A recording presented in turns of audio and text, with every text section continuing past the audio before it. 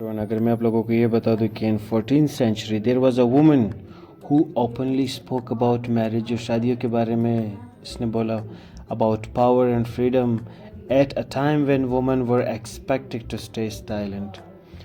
तो जी बिल्कुल, इसी वीडियो में आप लोग सीखने वाले हो about the most famous work of the middle ages, जिसका नाम है द वाइफ ऑफ बाथ।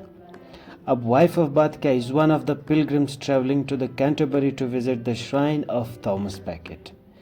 ये खातून है किस तरह की? She is bold and confident woman experienced in marriage, जो हमें ये बताती है कि she is been married 5 times, 5 दफ़ा उसकी शादी हुई।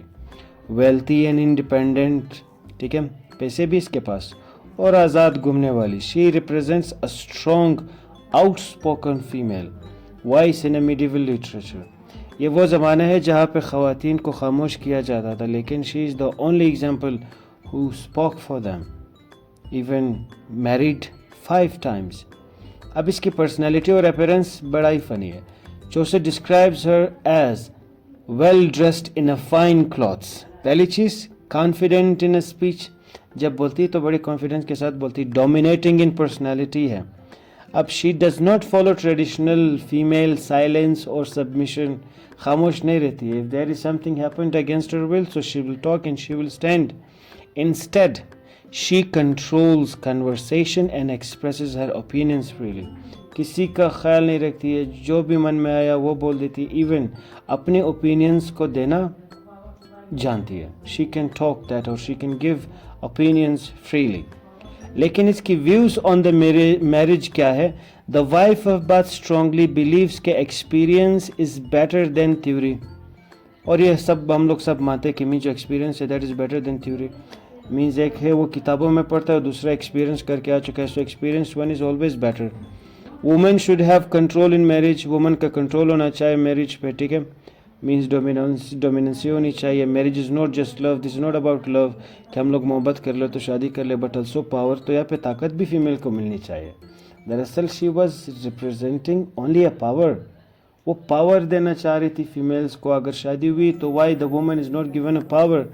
ये एक तरह की हमारे पास पश्तून ट्राइब के लिए भी एक क्वेश्चन मार्क है। If we compare it, otherwise it's just for the same society. She argues that husbands should obey their wives. ये बात बड़ी वो थी कि शोहर जो हजरात है, they should obey their wives, अपनी बीवी की बात माने, not the other way around. This was a radical idea in the medieval society. अब मिडिवल सोसाइटी के ये वो लोग थे जो आजकल हम लोग हैं। बीवी की बात माने, how is that going to happen? जोरों का गुलाम बन जाएगा।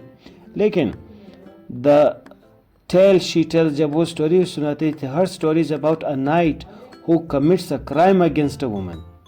The knight is punished, लेकिन he is given a chance to save his life if he discovers what do women really want most.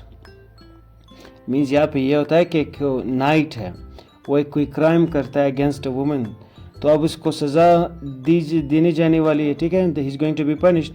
लेकिन एक चांस ये दिया गया कि उसको ये जुमला दिया गया कि what do a woman really want most, वो क्या चाहती है सबसे ज़्यादा।